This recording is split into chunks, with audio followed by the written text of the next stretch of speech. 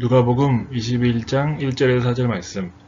예수께서 눈을 들어 부자들이 헌금계에 헌금 넣는 것을 보시고 또 어떤 가난한 과부가 거기에 랩돈 2닙을 넣는 것을 보셨다.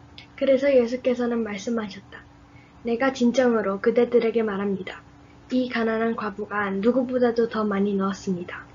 저 사람들은 다 넉넉한 가운데서 자기들의 헌금을 넣었지만 이 과부는 들을 싫어하는 얘기가 교회만 나가면 돈 얘기한다. 그래서 싫어하는데 우리는 돈 얘기를 너무 안 해서 또 문제라고 얘기하는 분도 계시더라고요. 돈 얘기도 사실 어떤 돈 얘기냐가 중요하겠죠. 근데 우리 예수님의 비유를 보면은 돈에 관한 얘기가 꽤 많이 나옵니다. 먼저 생각나는 것도 달란트 비유, 돈 얘기죠. 그 다음에 포도원의 비유, 포도원 일꾼의 비유도 돈 얘기죠. 그 다음에 빚 얻었다가 갚은 얘기도, 그것도 돈 얘기죠. 돈 얘기 굉장히 많이 나와요. 굉장히 여러 번 나와요. 그거는 예수님의 비유를 들었던 사람들이, 예수님을 따라다녔던 사람들이 실제로 돈에 관심이 많았던 겁니다. 근데 흔히 생각하듯이 돈을 어떻게 하면 많이 벌까에 관심이 많았던 게 아니라 돈 때문에 찌들려 사는 사람들이 많았던 거죠.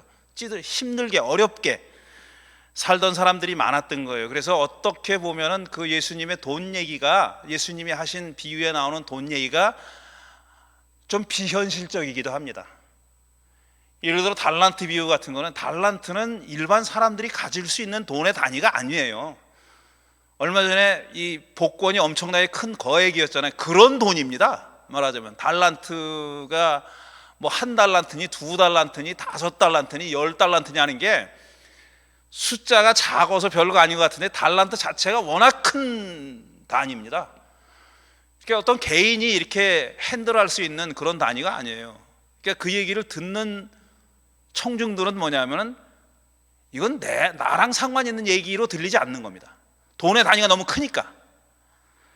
그런 얘기는 제가 오늘 하려는 얘기는 아니고, 어쨌든 돈 얘기를 할 계획이고, 그 다음에 특히 성전과 돈 얘기를 좀 할 겁니다.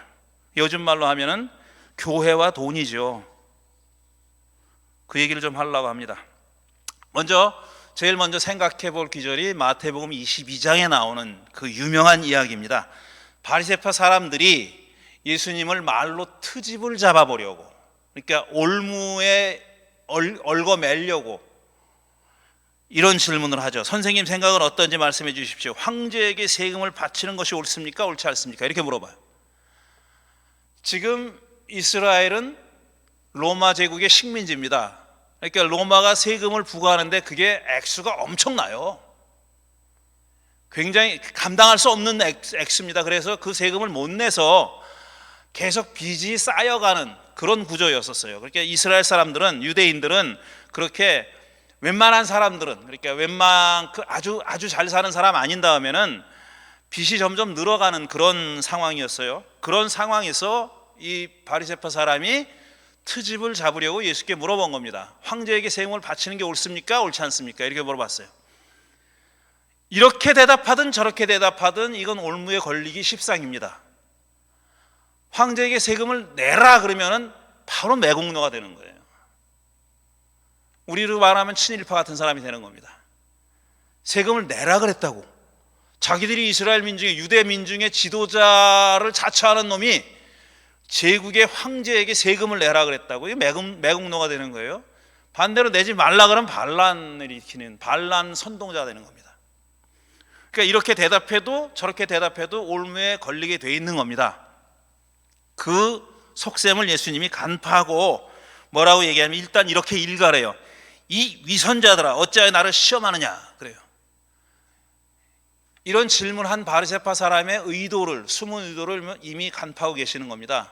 얘네들이 나를 올무에 얽어 넣으려고, 함정에 빠뜨리려고 이런 질문을 했다는 걸 알고 이미 간파하고 일단 야단을 쳐요.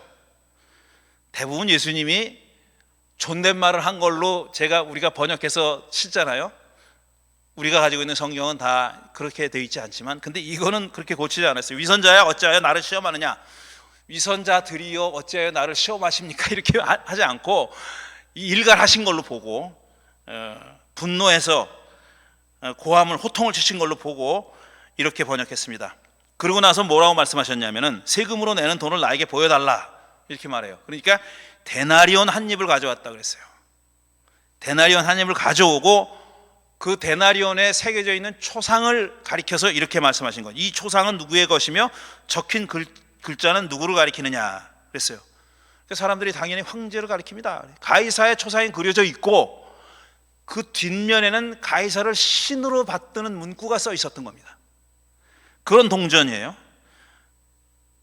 그걸 물어본 겁니다. 이게 누구의 초상이고 뭐라고 써 있냐 그랬더니 황제의 초상이다 이렇게 얘기하니까, 그러면 황제의 것은 황제에게 돌려주고 하나님의 것은 하나님께 돌려드리라, 이렇게 말씀하셨어요. 아주 유명한 구절이죠. 가이사의 것은 가이사에게, 하나님의 것은 하나님에게. 이 유명한 구절이에요. 그래서 많은 사람들이 이 말씀의 뜻이 뭐냐를 가지고, 어떤 뜻을 가지고 하신 말씀이냐를 가지고 여전히 논쟁하고 있고, 사람마다 각각 다른 주장을 내세웁니다. 거의 정반대의 주장을 내세우는 사람들이 많아요. 이 황제를 인정하지 않았다. 세상에 모든 것이 하나님의 것인데, 땅을 비롯해서 이 세상의 모든 만물이 다 하나님의 것인데 거기 황제의 것이 어디 있느냐, 그건 조롱하는 거다.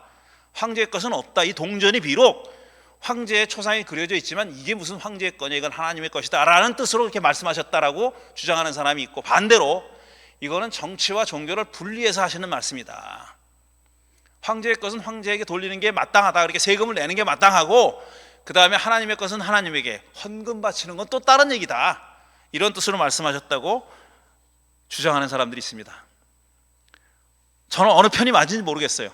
아직까지 무슨 뜻인지 잘 모르겠고, 제 생각에는 이게 어떤 그런 심각한 내용을 가지고 예수님이 이 세금을 바치는 것이 옳으냐 그르냐를 두고 정답을 주시려고 하신 말씀이 아니라 그들의 간교한 속셈을 간파하고 지혜롭게 빠져나간 말씀이 아니냐라고 생각하는 그런 편에 속합니다. 그 다음에 또 두 번째 돈 얘기가 어디 나오냐면 마태복음 17장에 나오는 성전세, 성전에 바치는 세금에 관한 얘기가 또 있습니다. 자, 성전세라는 건 그야말로 예루살렘 성전에 바치는 돈이에요. 헌금이에요. 그런데 왜 세라는 말이 붙었느냐 하면 그건 강제로 징수하는 돈이기 때문에 그렇습니다.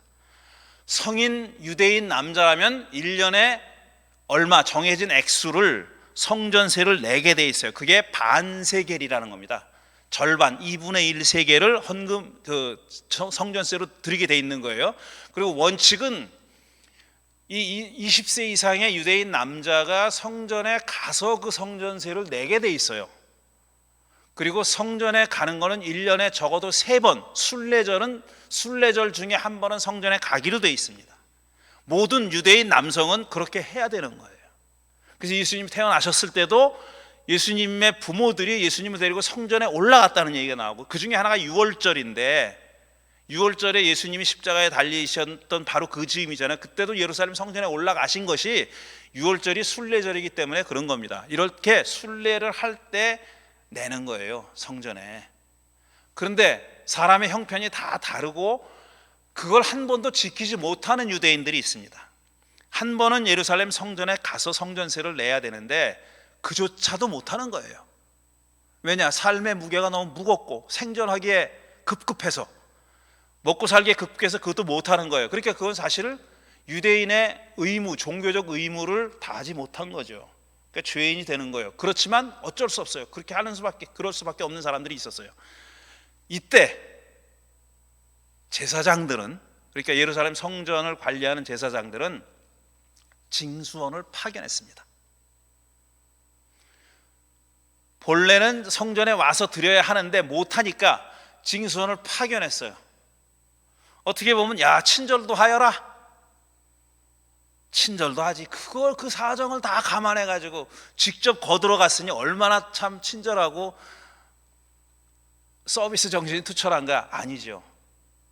세금을 걷기 위해서 한 사람 앞에 반세겔 그거 못 거둘까 봐 징수한 겁니다. 그리고 그 징수원한테 수수료를 줬어요. 그런 식으로 성전세를 걷어들였다는 겁니다. 근데 징수원이 베드로한테 와서 물어본 거예요. 이게 지금 마태복음 17장에 나오는 얘기입니다. 여러분의 선생은 성전세를 바치지 않습니까? 라고 물었어요. 그러니까 바치느냐 안 바치느냐 물어본 거예요. 그랬더니 베드로가 대답했어요. 바친다고. 우리도 바친다고. 바쳐왔다고 그렇게 얘기한 겁니다. 그렇게 하고 갔어요, 그 사람은. 그러니까 아마 징수하러 왔던 모양이에요. 그런데 성전세를 바치냐고 물어봤고, 우리도 바친다. 그렇게 하니까 그 사람은 갔나 봐요.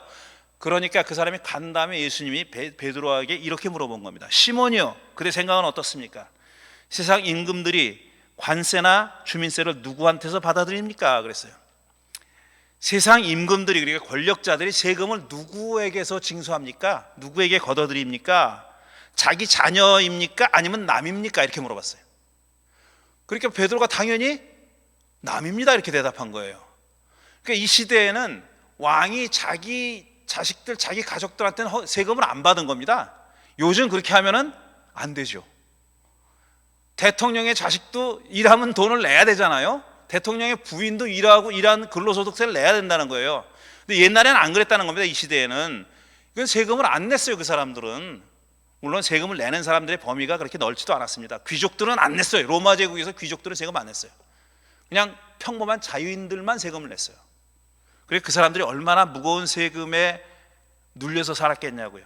어쨌든 그랬는데 당연히 베드로는 자녀들한테 안 걷죠 그렇게 얘기했습니다.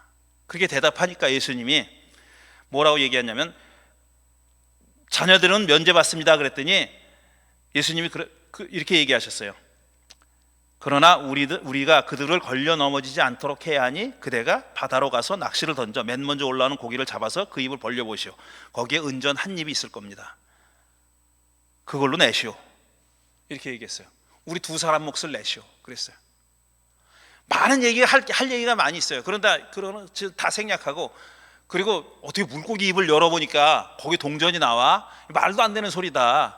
이건 뭐 정말 판타스틱한 얘기다. 환상 같은 얘기다. 이렇게 생각하는데 그건 그렇진 않았다는 거예요. 왜냐하면은 그 갈릴리 호수나 이 주변에 옛날부터 도시가 있었어요. 그러다가 그 도시들이 이제 허물어졌거나 버렸거나 그랬던 땅들이 많이 있답니다. 그게 호수로, 그러니까 갈릴리 호수로 들어간 거고, 그래서 물고기들이 그 동전을 삼켰을 가능성이, 그랬던 경우들이 종종 있었다는 거예요. 그러니까 이게 전혀 환상적인 얘기가 아니라는 거예요. 그런 일이 얼마든지 있었다는 겁니다. 그건 어쨌든 중요한 문제는 아니고요. 이 지금 돈 얘기가 이런 식으로 진행되는데, 우리 복음서 보면은 돈이 여러 가지 종류가 나와요. 지금 말씀드렸듯이 달란트라는 게 있죠. 굉장히 큰 단위라고 말씀드렸고, 데나리온은 한 사람의 하루치 일당이라 그랬어요. 근데 데나리온이 그렇게 쉽게 그 가치를 잴 수가 없는 거예요. 왜냐하면 사람마다 일당이 다 다르잖아요. 그러니까 어떤 사람은 모든 사람에게 일률적으로 한 데나리온 준 건 아니에요. 더 고급 인력들은 더 줬고 한 대는 못 받은 사람도 있고 그랬다는 겁니다. 그 다음에 문화라는 것도 있어요. 그 다음에 세겔이라는 단위도 있고, 그 다음에 오늘 우리가 읽은 누가복음 21장에 렙돈이라는 단위가 나옵니다. 그 렙돈은 제일 작은 단위예요. 최소 단위예요. 가장 작은 단위의 돈입니다. 이 성전세 얘기가 나왔으니까 성전세는 페르시아 시대 때부터 걷었다고 해요. 그러니까 주화가 그 이스라엘의 돈이라는 것이 통용됐던 때는 페르시아 시대 때부터라고 얘기합니다. 그러니까 기원전 한 500년, 600년 이때 되는 거죠. 페르시아 지배를 받았을 때니까 그때부터 주화가 사용됐는데, 당연히 그때 사용된 주화는 정말 그 상층의 사람들, 높은 지배 계층에 있는 사람들만 사용한 겁니다. 일반 사람들은 다 물물 교환했어요. 물건 가지고 물건 바꾸고 했습니다. 그러니까 돈이, 주화라는 게 보통 사람들 사이에 통용된 게 아니에요. 그렇지만 어쨌든 주화가 그렇게 사용됐고, 주화를 만들어낼 권한은 누구에 있었냐? 왕에게 있었어요. 그래서 예수님 시대에는 다양한 주화들이 사용됐습니다. 로마 황제가 찍어낸 주화가 있고, 그 다음에 하스모니아 시대 때 그 잠깐 이스라엘이 독립해서 살았을 때 독립 시대에 그때 하스모니안이 왕실에서 찍어낸 주화가 있었어요. 그게 또 통용됐었고, 그 다음에 다른 그 주변 종족들에서 주변 도시들, 그러니까 무역 도시들 같은 데서 통용되던 그런 주화들도 있었어요. 그러니까 상당히 많은 다양한 종류의 주화들이 사용됐는데, 말씀드린 대로 이 주화들은 정말 소수의 상층 사람들에게만 통용되는 것이었고, 보통 사람들은 다 물물 교환을 했다는 겁니다. 그래서 포도원 일꾼 비유, 마태복음 20장에 나오는 그 포도원 일꾼들의 데나리온을 줬다 그랬어요. 그런데 그게 과연 그랬을까라고 의심하는 사람들이 있습니다. 왜냐하면 그 돈이 일용 노동자들에게 품삯으로 주거나 그러지 않았다는 거예요. 물건으로 줬다는 거예요, 대체로는. 어쨌든 그것도 다른 얘기니까 자꾸 옆길로 나가면 안 되겠고, 문제는 뭐냐면 성전세입니다. 성전세. 20세 이상의 유대인 남자면은 1년에 반세겔씩 내야 되는 성전세. 그 성전세가 세겔이라는 단위예요. 반세겔씩 냈어요. 그런데 세겔이라는 돈은 어떤 돈이냐 하면은 이스라엘의 갈릴리보다 북쪽에 시돈과 두로라고 하는 항구 도시가 있어요. 그건 무역이 이루어지는 도시입니다. 이스라엘 사람들이 아니에요. 그 사람들은 두로와 시돈과 두로를 두고 뭐 화 있을지어다 두로와 시도나 뭐 이런 예수님이 하신 말씀도 있어요. 근데 그 중에 하나인 두로라는 데서 통용되던 돈이 세겔이에요. 그런데 그 돈을 성전세를 징수하는 데 썼다는 거예요. 그런데 세겔이라는 돈에 어떤 누구의 초상이 거기 새겨져 있냐 하면은 바로 두로의 신, 두로 사람들이 섬겼던 이방신, 그러니까 우상, 이스라엘 사람들 입장에서 보면은 이방신이에요. 섬겨서는 안 되는 이방신인 말카르트라는 신의 두로 사람이 섬기던 신의 초상이 새겨져 있는 돈입니다. 그리고 뒷면을 이렇게 제껴보면은 뭐라고 써 있냐면 거룩하고 신성한 두로의 것이라는 말이 새겨져 있는 돈이 세겔이라는 돈이라는 거예요. 제가 이걸 어떻게 알게 됐냐면, 저는 솔직히 말해서 완전히 진짜 그 그림 쪽으로는 완전히 백지에 가까운, 만화를 봐도 글자만 읽는 사람이에요. 그러니까 스토리는 아는데 주인공이 어떻게 생겼는지 몰라요. 저는 만화책을 봐도 그렇게 그림 쪽으로 약한 사람인데 제가 이런 거 관심을 가졌겠습니까? 안 갖죠. 저는 글자만 보는 사람이에요. 그러니까 성경 공부를 해도, 성서 연구를 해도 글자를 보는 사람이지 그림은 안 보는 사람이에요. 고고학 책도 그림 하나도 기억 못합니다. 제가 글자만 보는 사람인데, 근데 제가 얼마 전에 만난 저랑 아주 절친한 이쪽 방면에 굉장히 조예가 깊은 그런 동료 목사한테 들은 얘기입니다. 그 목사님을 10월 달에 제가 교회를 비울 때, 석주 동안 비우는데 한국 가서 활동하도록 돼 있으니까 그때 그분을 초청했어요. 그래서 이 얘기를 좀 해달라고 부탁을 했어요. 그러니까 전문가가 와서 그때 얘기할 겁니다. 저는 그 목사님이 저한테 참고 자료로 보내준 걸 보고 지금 말씀드리는 거예요. 저는 너무 놀래가지고, 야, 내가 이렇게 무식하구나 하는 걸 비로소 알았어요. 저는 그렇게 성지순례라고 이스라엘 가는 것도 필요 없다고 생각했고, 가서 뭐 보면 뭐해 이렇게 생각했는데, 글자만 가지고 공부하는 것이 이렇게 문제가 많은지는 몰랐어요. 근데 그 목사님한테 잠깐 몇 시간 얘기 들은 것 가지고도 제가 충격을 받고 지금 말씀드리는 겁니다. 진짜 본격적인 얘기는 그때 들으시기로 하고요. 자, 성전세를 이런 돈을 가지고 걷었다는 거예요. 그리고 다른 돈을 가지고 온 성전세를 드려야 하는 사람에게 환전을 해줬어요. 예루살렘 성전에 가면 이방인들의 뜰이라고 되어 있는 그 가장 바깥에 있는 마당에서 환전상들이 돈을 바꿔줬습니다. 그 예수님이 성전을 정화하실 때 그 상을 다 둘러 엎으셨다는 거 아니에요. 그리고 만민이 기도하는 집을 강도들의 소굴로 만들었다고 호통을 치셨어요. 그게 환전상의 테이블입니다. 그 환전상이 뭐 하는 사람이냐면 이 돈 바꿔주는 사람이에요. 다양한 돈을 가져오잖아요. 그럼 그 세겔로 바꿔주는 거예요. 왜? 성전세를 그 돈으로만 받았으니까. 근데 그 돈이 두루의 신의 초상이 그려져 있는 그런 돈이라는 겁니다. 말이 안 되죠. 이거는 10계명의 첫 번째, 두 번째 계명이 뭡니까? 내 앞에 다른 신을 두지 말아라, 우상을 섬기지 말아라. 이거 바로 성전에서 걷어들이는 세금이 1계명과 2계명을 어기는 겁니다. 근데 그 당시에 예수님 당시에 제사장들이 이런 짓을 아주 뻔뻔하게 했던 거예요. 말이 안 되는 거죠. 그리고 환전을 해주면서 환전상들이 6분의 1씩 더 부과했어요. 이게 수수료 6분의 1을 더 부과해서 환전을 해줬던 겁니다. 그럼 환전상이 6분의 1 다 먹었느냐? 천만의 말씀.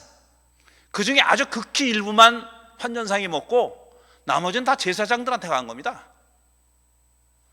그 제사장 그걸 가지고 뭐 했느냐? 물론 성전을 수리하거나 거기서 사용되는 기물들을 사고 하는 데 썼죠. 왜냐하면 그게 없으면 제사가 안 되니까. 근데 더 많은 액수가 로마 황제에게 와이로로 갔습니다. 와이로? 아니지. 뇌물로 갔어요.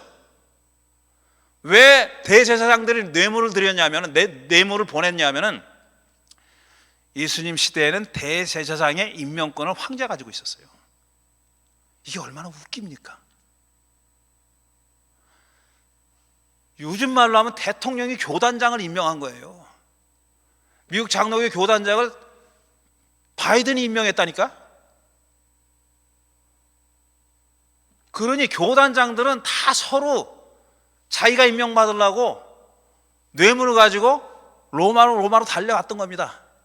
그래서 그 성직을 사고 팔았어요. 그런 데 쓴 겁니다. 이 돈을. 이러니 예수님이 만민이 기도하는 집을 강도들의 소굴로 만들었다는 말이 과장된 말이 아닌 겁니다. 그런데 오늘 본문 마지막으로 누가복음 21장, 이런 성전에서 예수님이 헌금궤 맞은편에 앉아서 물끄러미 바라보고 계셨어요. 와서 자발적으로 헌금하는 통입니다. 성전세가 아니에요. 자발적으로 헌금하는 통이에요. 사람들이 돈을 넣습니다. 거기에 부자들은 많이 넣겠죠. 근데 예수님의 눈에 띈 사람은 누구냐면 한 가난한 과부였어요. 그 사람이 그 헌금궤에다가 헌금을 넣는데 그게 2렙돈을 넣더라는 거예요. 그러니까 너무나 보잘것없는 미미한 액수의 돈을 넣었어요. 예수님이 그걸 보고 실제로 제일 많이 헌금한 사람은 과부다. 부자들은 넉넉한 가운데서 일부를 넣었지만 이 사람은 자기 생활비 전부를 털어넣었다 라고 얘기했어요. 그런데 교회에서는 이걸 어떻게 신화를 만들어 버렸느냐면, 이렇게 자기 생활비까지도 털어놓은 사람들에게 하나님이 복을 주셔가지고 이 사람이 큰 부자가 됐을 거다라고 거짓말을 했어요. 아직까지 이건 완전히 거짓말이고 정반대로 얘기한 겁니다. 그 바로 다음에 4절까지 읽었잖아요. 5절부터 무슨 얘기가 나오냐면 성전이 무너질 거라고 얘기해요. 예수님이 성전이 무너질 거라고 예언하셨습니다. 지금 예수님 이 얘기가 말해진 맥락은 뭐냐 하면 성전이 얼마나 타락했고 얼마나 큰 강도들의 소굴이 됐고 얼마나 정말 부서져야 하고 무너져야 하고 파괴돼야 되는 그런 정말 백해무익한 그런 제도고 그런 장소냐 하는 것을 예수님이 말씀하시는 와중에 얘기하신 거예요. 그러니까 이 얘기는 뭐냐면은 예수님이 과부의 헌금을 칭찬한 게 아닙니다. 성전이 과부의 헌금을 착취했다고 얘기하는 거예요. 물론 강제로 내라고는 안 했습니다. 근데 그들이 만들어 놓은 신화가 있는 거예요. 이렇게 자기의 생존까지도 돌보지 않고 하나님께 거룩한 헌금을 바치는 사람들은 하나님께 축복해 주실 거다라고 완전히 거꾸로 얘기한 겁니다. 아직까지 예수님 그런 얘기를 하시지 않았어요. 제일 많이 넣었다 그렇게 얘기하고 거기 끝. 그러니 잘했다는 것도 아니고, 물론 그러니 성전 놈들 나쁜 놈들, 제사장 나쁜 놈, 그런 말이 없어요. 근데 그 다음에 바로 성전이 무너질 거라 그랬다니까요. 자, 종교가 뭡니까? 우리 인간의 진화의 역사에 있어서 종교가 아직까지 살아있는 이유는 뭐냐면은 우리가 마지막 양심까지 지키지 않으면 우리는 정신적으로 너무나 피폐해질 거다. 그래서 많은 불합리한 점에도 불구하고 우리가 여전히 킵하고 있는 게, 유지하고 있는 게 종교. 저는 그렇게 생각해요. 우리 인간이 아무리 물질적으로 풍요로워지고 편리해지고 사는 것이 편리해지고 뭐 다 좋아지지만 이렇게만 나갔다가는 우리 인간이 정신적으로 너무나 피폐하고 가난해지고 너무나도 보잘것 없어지고 비루해지고, 그걸 막는 것이 종교다. 그러니까 양심을 지키게 하는 것이 종교다. 저는 이렇게 생각해요. 근데 많은 지금 종교는 인간의 욕망을 펌프질하는데 동원되고 있습니다. 욕망을 더 크게 만드는, 양심 개나 줘라 이거예요. 그냥 어떻게 하면 그 욕망을 펌프질하고 그게 니들이 잘 믿으면은 그게 저 복으로 돌아온다라는 가짜 신화를 만들어낸다는 거예요. 예수님이 성전에 대해서 어떻게 생각하셨느냐를 두고 학자들이 많은 논쟁을 벌여왔습니다. 어떤 구절은 성전세만 해도 냈잖아요, 예수님이. 그러니까 어떤 사람들은 성전의 순기능에 대해서는 예수님이 긍정하시고 그걸 인정하셨다라고 보는 사람들도 있어요. 그리고 반대쪽의 사람은 성전이라는 것은 정말 못 써먹을 거고 예수님이 그게 빨리 파괴될수록 좋다고 그렇게 보신 분이다 라고 주장하는 사람도 있어요. 흑백 논리입니다. 근데 둘 다 있습니다. 예수님의 복음서를 보면은 예수님이 성전에 대해서 갖고 계셨던 태도를 이렇게 단칼에 두부 자르듯이 그렇게 자를 수는 없어요. 예수님도 그 시대의 자식입니다. 성전에서 자라나신 분이고 회당에서 성경을 배우신 분이에요. 그렇지만 예수님은 그 당시에 사람들이 갖고 있지 않았던 날카로운 성전에 관한 감수성이 있었어요. 성전이 얼마나 나쁜 짓을 하고 있고 사람들을 지금 못 살게 구는지 하는 것에 대한 아주 뚜렷한 날카로운 인식을 가지고 계셨던 분입니다. 그래서 때로는 예수님이 성전에 대해서 그렇게 말씀하신 겁니다. 그렇다면 우리는 어떻게 할 겁니까? 성전을 교회로 바꿔보자고요. 교회는 뭘 할 건가 도대체? 교회는 이런 가난한 과부가 돈을 내려고 하면 막아야 되는 겁니다. 그러지 마시라고. 오히려 우리가 십시일반 걷어서 도와드리는 게 맞죠. 그리고 조금 형편이 괜찮으신 분들은 조금 더 많이 부담하고, 그리고 교회가 일단 뭘 가지려고 해서는 안 되는 거예요. 이 얘기만 하고 제가 마치겠습니다. 한 20년쯤 전 얘기인데 제 학교 선배, 대학 선배가 어떤 분이 누구를 소개해 줬어요. 실리콘밸리에 사시는 분이에요. 거기서 무슨 비즈니스를 해가지고 큰 돈을 버셨대요. 그분이 이제 교회 장로님이에요. 그분을 저를 소개해 준 분이, 야, 이분이 그 장로님이 저하고 하고 싶은 얘기가 있다고, 물어볼 게 있다고 전화를 해도 되냐고 그래서 하시라 그랬어요. 그때 그분이 전화해서 물어보는 게 뭐냐면은 그 교회가 크지 않은 조그만 교회래요. 근데 그 장로님이 엄청난 거부를 하는 건 사람들이 다 아는 거예요. 그 교회 교인들이 다 알아. 그러니까 사람들이 다, 아유, 장로님이 다 하실 텐데 뭐. 그리고 헌금도 안 하고 교회를 이렇게 살림살이 끌어가는데 관심이 없다는 거예요. 그리고 이제 미국 교회를 빌려서 하다가 너무 불편하니까 교회당을 사겠다고 그렇게 결정을 했대요. 그런데 사람들이 다 헌금을 안 하는 거예요. 제 실리콘밸리입니다. 그 장로님만 부자가 아니에요.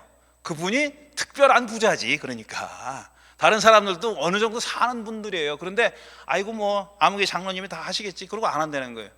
그 장로님 저한테 전화해서 어떻게 했으면 좋겠습니까? 이거 제가 어떻게 해야 됩니까? 물어보더라고요. 제가 뭐라 그랬게요? 아니, 미국에 널려 있는 게 교회당 건물인데 그걸 왜 사시려고 그래요? 그 돈이 싼 거 하세요. 돈 필요한 데 많아요. 왜? 그거 조금 불편하다고. 김치찌개, 된장찌개, 김치 못 먹는 거, 그거 불편하다고. 왜 그렇게 하냐고. 그러시면 안 된다고 그랬어요. 아, 그렇게 생각하시는군요. 그 다음에 연락 안 오더라고요.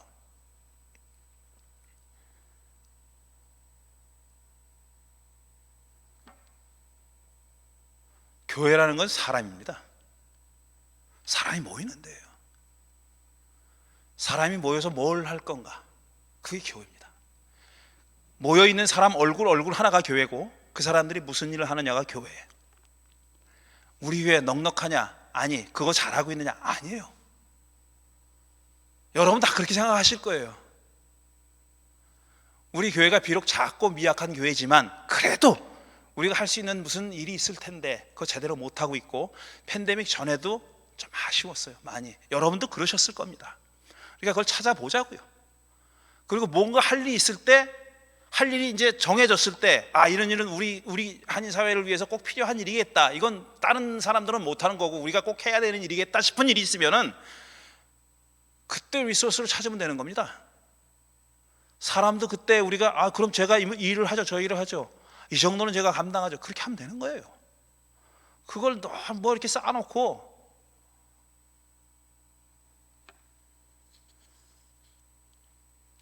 우리가 남이 잘못하는 건 잘 보여요. 내가 잘못하는 건 안 보여요. 사람이 다 그렇긴 하죠. 그런데 제가 지금 이 예루살렘 성전에 대해서 이렇게 비난을 퍼부은 거 어느 정도는 우리들에게도 해당될 수 있는 그런 일이죠. 그러니까 정말 잘 생각하고 깊이 기도하고 그러면서 우리 향림교회가 할 수 있는 일을 하나하나 찾아 나갔으면 좋겠다 하는 그런 간절한 심정으로 이 말씀을 드렸습니다. 잠시 묵상하는 시간 갖겠습니다.